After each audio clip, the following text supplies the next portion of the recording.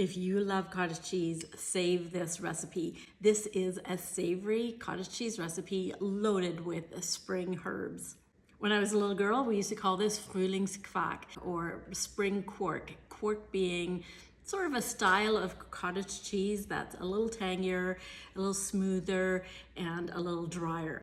But when we moved here to Canada, we couldn't find quark, and so cottage cheese became our tasty substitute, and we've been making it every spring since. Making it is super easy. You basically take your cottage cheese, whatever amount you want, and then you add your fresh spring herbs, parsley, chives, and dill. And don't scrimp on the herbs. Add a little salt and pepper. Do this to taste. No measuring needed. And if you'd like, add some caraway seeds, but totally optional.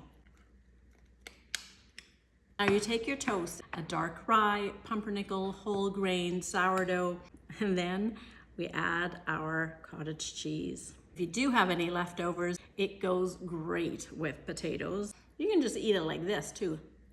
You can finish it off with some sliced radishes or whatever veggies you have on hand. Voila.